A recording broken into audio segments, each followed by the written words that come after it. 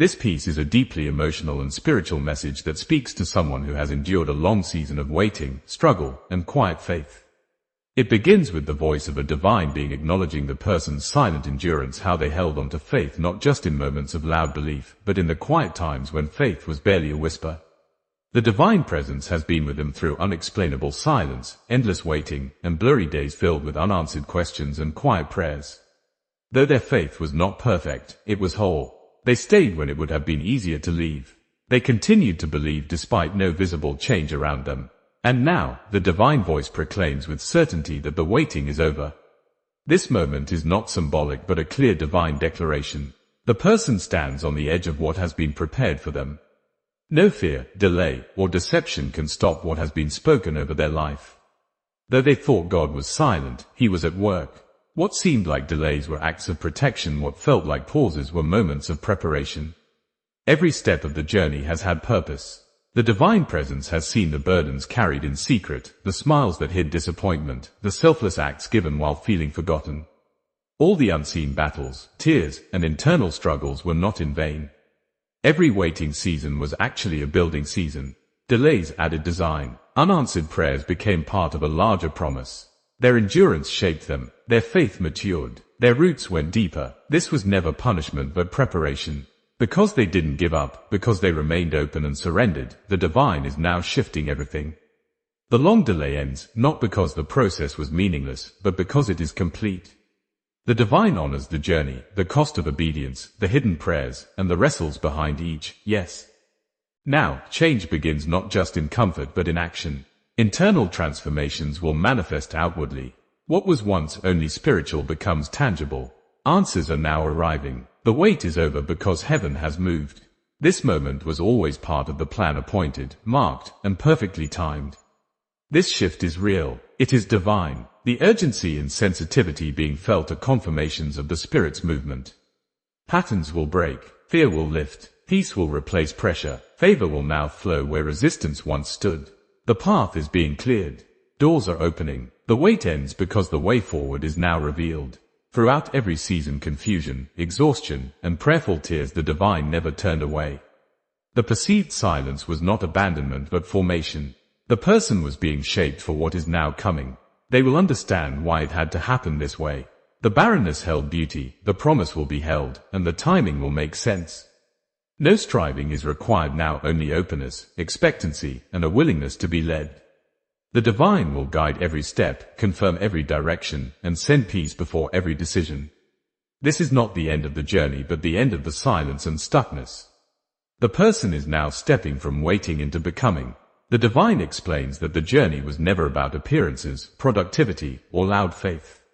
It was about depth, sincerity, and fight. The person is not a disappointment or too late. They are exactly where they need to be, and they are deeply seen, usable, and worthy not because they earned it but because they are loved and created with purpose. The divine has never been frustrated or disappointed, even on the weakest days. They have seen every attempt to hold things together, every quiet sacrifice, every burden of leadership, and every lonely battle. Through it all, the person stayed. That returning heart is trustworthy, blessable, and now ready to be filled more deeply than ever. The divine reminds the person they were made for intimacy, not just service. They were created to walk closely with God, not just to impact others. That access to divine presence was never revoked. It's always been available through grace. Now, there's a call to come closer, not because of distance, but to go deeper. No performance is needed, just presence. The divine wants every part of the person, even the hidden, confused, or messy parts. All of it is welcome. This communion is meant to be raw, honest, and transformative. When the divine looks at the person, they don't see failure or missed chances. They see endurance, purity, hunger, and trust. This is why they are being called into a new move of God. Not because they were loud or seen, but because they were surrendered. Their quiet yes, their hidden faith, made them trustworthy for more. The divine asks them to let go of the need to be impressive, strong, or perfect. Let go of comparison and the fear of being overlooked. They are not invisible or forgotten. They are seen and wanted. Their heart, as it is what God desires. The divine is not after performance but communion, intimate, honest, wholehearted connection. In this new season, everything that felt stuck will start moving. Not because the struggle didn't matter, but because its purpose is now fulfilled. The person is ready, their heart has been softened, their trust deepened, and now they are invited to live from that place of fullness. The divine speaks to the deep questions. Why did it hurt so much? Why did it take so long? Why did they feel alone? These questions are not condemned. The divine honors them. God is the one who walks with the wounded, not above their pain, but inside it. While the person tried to make sense of the journey, much of it was beyond understanding. Yet God assures that no pain was wasted. It wasn't punishment but pressure meant to refine and heal. God was never interested in making someone look strong but in making someone truly free. The wilderness was a classroom, not a prison. Hard but holy lessons brought the person to the end of self and the beginning of something real. The betrayals, losses, and silence were not signs of absence but ingredients in a process that led to depth, strength, and transformation. The divine allowed delays to deepen roots, silence to sharpen listening, and storms to grow endurance. What was asked for in breakthrough was delivered in depth. What was sought in comfort was met with transformation. The surface had to be stripped away to bring lasting change. Now, the divine brings not just answers but authority. The hidden suffering becomes public testimony. Each moment of faith, every quiet worship, every selfless act built spiritual muscle. What once seemed destructive became the ground of growth. And this maturity cannot be faked. This is the reason for the delay, not because of lack, but because of love. The divine wanted to form a life that could carry purpose deeply and fully. The process was love in action, not punishment in disguise. Now, with stronger faith, clearer vision, and matured discernment, the divine is ready to pour out. What was once lost is not only being restored but multiplied. The person is not stepping back into the old, but into what should have always been. Delay qualified them for more. Endurance expanded their capacity. The promise being released now fits who they have become, not who they once were. That is why it took time. Now acceleration begins. Resistance will give way to grace. What was hard will start to flow. Favor will open previously closed doors. Provision and clarity will return. Dreams will revive, and fear will no longer hold them back. Discernment will be restored and sharpened. Confirmation will come quickly and clearly. God will guide not with confusion but with confidence. Promises long forgotten will resurface. Dreams once shelved will return with divine breath. This is the unveiling. The fog lifts. The timing aligns. Tangible grace replaces waiting. And this shift is not a theory, it is a living reality. The divine calls for intentional alignment. Faith must be active, seen in thoughts, habits, and words. Routines must shift to reflect belief. Time with the divine must become central, not optional. Words spoken must match promises received. The home, the mind, the heart, they must all reflect faith. Prayers must become constant conversations. Worship must be lifestyle, not a moment. Fasting becomes a means of realignment, not ritual. Atmospheres must be guarded. Sensitivity to the spirit must be protected. The divine asks for simplicity, clarity, and purpose. This is not about doing more, but about doing what matters. Old rhythms won't carry new glory. New patterns must be built. Places must be created for the divine to dwell. Discernment will highlight what helps and what hinders. Voices, content, environments all must align with the new season. Above all, a teachable, soft, and yielded heart is required. God pours more into those who remain open. The greatest power lies in surrender, not striving. Now the person is equipped not by strength but by willingness. They are ready to sustain what has begun. The divine doesn't want a moment, he wants a lifetime movement. And that begins now, with a steady walk, a full heart, and the awareness that the wait is truly over. Now that the soul has stepped into the fullness of what was long awaited, a fresh wave of revelation begins to unfold. The heart that once beat with the uncertainty of the unknown now pulses with divine assurance. The stillness that once felt like abandonment has been reinterpreted as the sacred hush before a grand unveiling. This is not merely the next step in a journey, it is the unfolding of a purpose too deep to be rushed and too powerful to be revealed prematurely.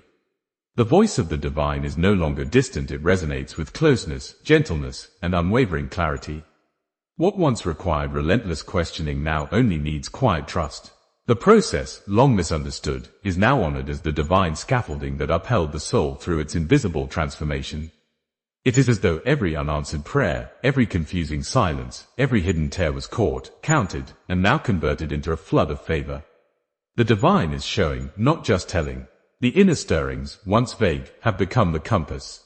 The dreams once shelved are now glowing embers reignited by breath not human, but heavenly. This moment is the continuation of something holy, not just personal fulfillment, but kingdom advancement. The life that once cried out in waiting has now become the vessel of release, a channel of living water meant not just to be filled but to overflow into the dry places around it.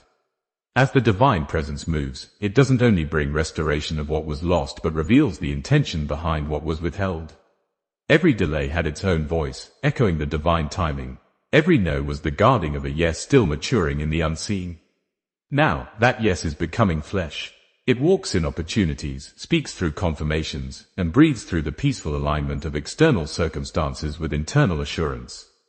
There is a noticeable shift in the way time feels. Hours once heavy with longing now pass with purpose. Days once blurred in confusion are now vibrant with vision. The person no longer wakes up questioning their worth or their place but stands in the morning sun clothed in confidence born not from ego, but from identity.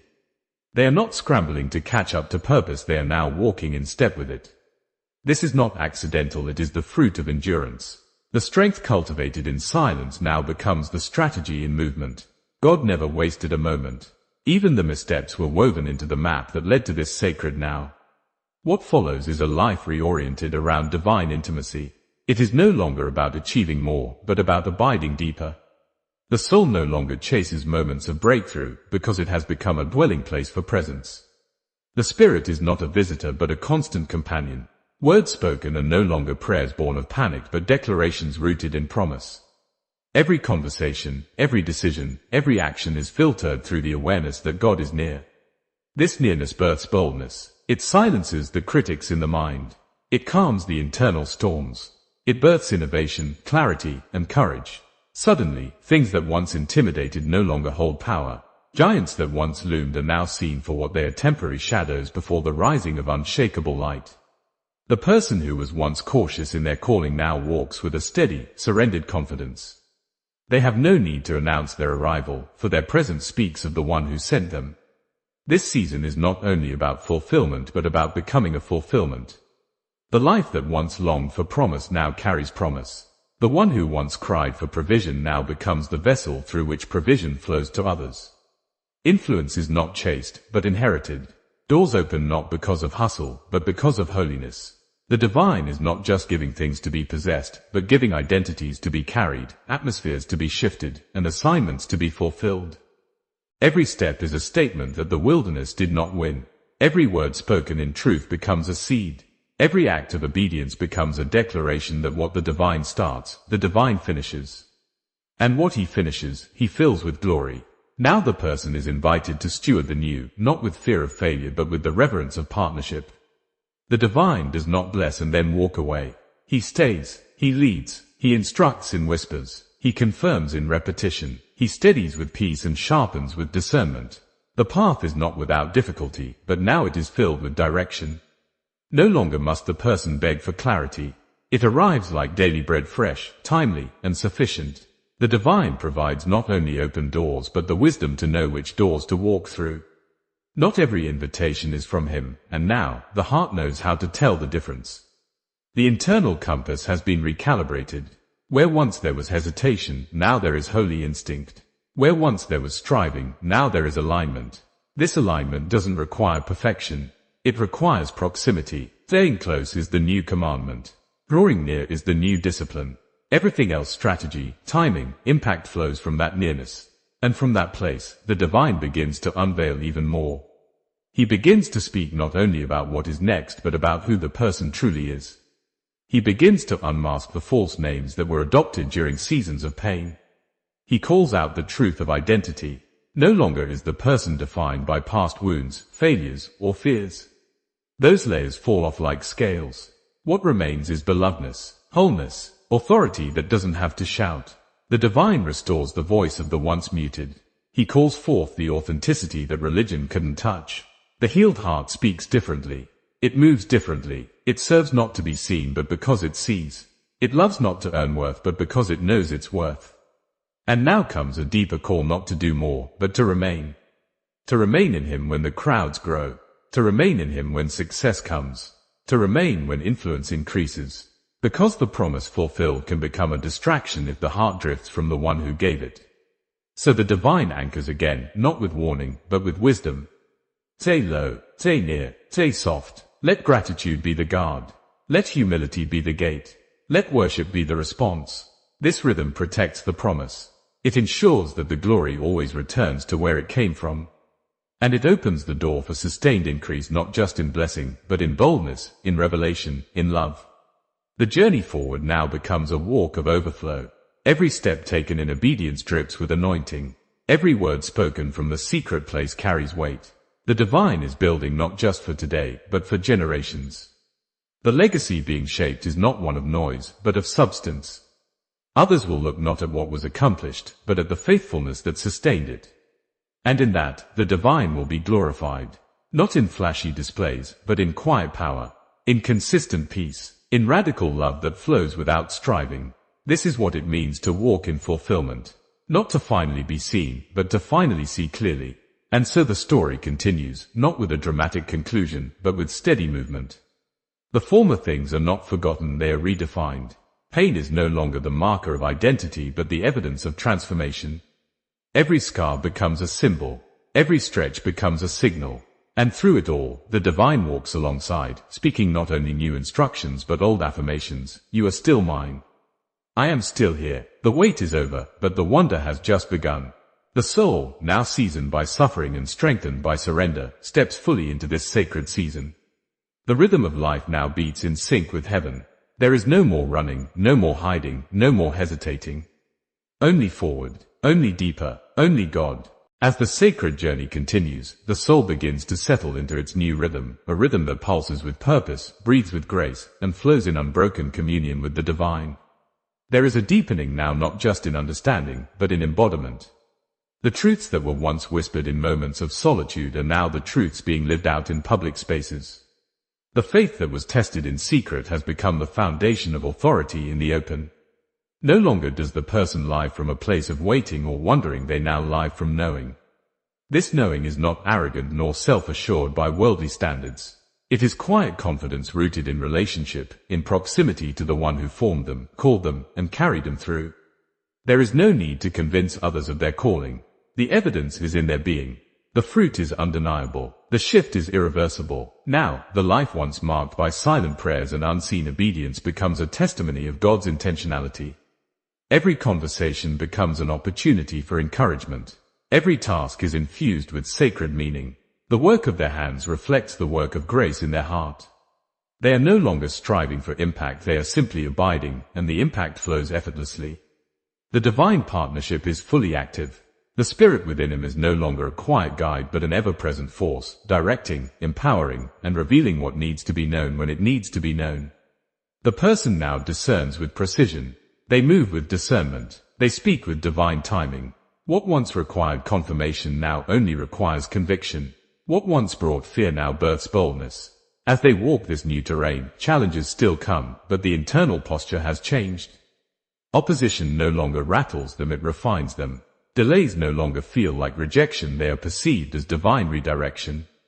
Disappointments are no longer soul-crushing, they become invitations to deeper trust. This is what maturity in faith looks like, not the absence of difficulty, but the ability to remain rooted when storms rage. The divine presence is not just a comfort in crisis but the atmosphere of everyday life. It surrounds them in the mundane and the miraculous. And from this place, the person becomes not just a receiver of grace but a releaser of it. Their words now carry healing. Their presence brings peace. Their prayers are not just heard, they carry weight in the spirit realm. The authority they walk in is not manufactured. It is inherited, the result of years of private surrender. This is the power of obedience, the reward of hidden faithfulness. And yet, there is no pride, no sense of entitlement. Only awe, only gratitude, only a constant return to the one who made it all possible. They know they didn't arrive here by their own doing. They were carried, they were kept, they were covered by mercy too deep to measure, and that awareness humbles them daily. As the days unfold, the divine begins to reveal layers of calling that were hidden during the waiting. Gifts once dormant begin to stir. Dreams once deemed too risky begin to feel within reach. There is a renewed hunger not for achievement, but for intimacy, for clarity, for alignment. The person begins to walk not just with a vision for their own life but with a burden for the lives around them. They see with fresh eyes. They hear with renewed attentiveness. Their spirit is attuned to the movement of heaven, and they respond with immediate obedience. The fear of missing it is gone. It has been replaced by a settled assurance. If they remain close, they will always be in step. This level of communion brings freedom. Not the kind of freedom that disregards responsibility, but the kind that removes the weight of performance. They no longer serve to prove. They no longer lead to be seen. They no longer pour out to be praised. Every action, every offering, every moment is now rooted in love, not fear. They are no longer building platforms but altars. They are no longer chasing approval but stewarding presence. And in this shift, true impact begins. Not because they tried harder, but because they trusted deeper. There is now a rhythm to their life that looks like rest but moves with power. It looks like surrender but overflows with influence. This paradox is where heaven touches earth, where weakness becomes strength, where stillness becomes strategy, where silence becomes symphony. They are learning the sacred art of staying low while being lifted. They are learning that the greatest authority flows from the greatest intimacy. They are becoming more aware of what to release and what to embrace. Not everything deserves a response. Not every opportunity requires action. They are led not by pressure but by peace. The divine begins to highlight areas of life where boundaries must be restored. Time becomes sacred. Conversations become intentional. Relationships are reassessed not through the lens of comfort, but calling. Some connections fade, and others flourish. The person no longer fears disconnection because they trust divine alignment. They understand that pruning is not punishment. It is preparation. It is positioning. They are not offended by change, they welcome it when it comes from the hand of the one who sees beyond the moment. In this new season, creativity flows more freely. Ideas come with ease. Strategies align with purpose. What once felt heavy now feels holy. The person realizes that even their rest is productive in the kingdom. Even their waiting is worship. They are no longer addicted to motion. They are devoted to meaning. And that devotion bears fruit that outlasts trends, surpasses timelines, and honors the eternal. They have found the secret place not just as a location, but as a lifestyle.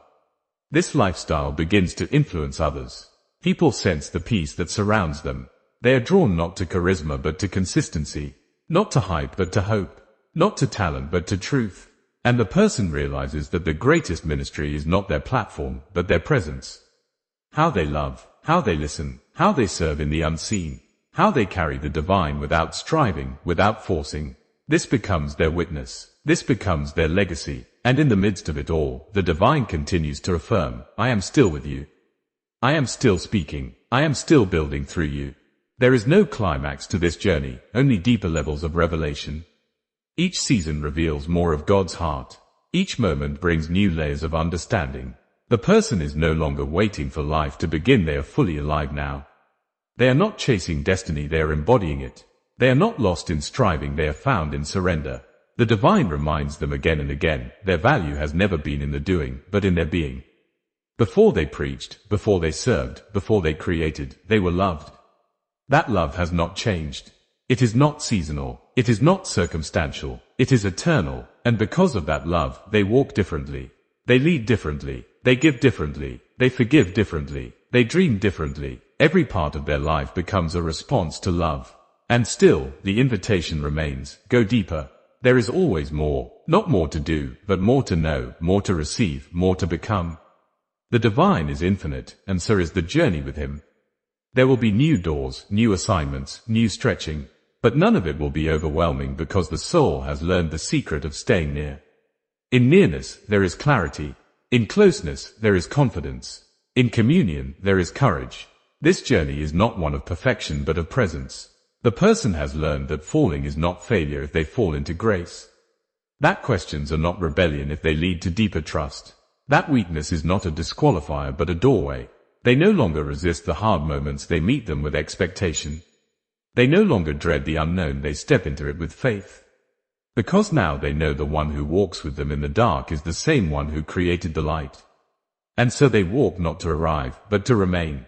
They build not to be known, but to make him known. They give not out of obligation, but out of overflow. They live not to impress, but to impact. This is the rhythm of the fulfilled life. This is the journey of those who have waited well. This is the legacy of the surrendered. This is the story still being written by the hand of the divine, and the ink is made of grace.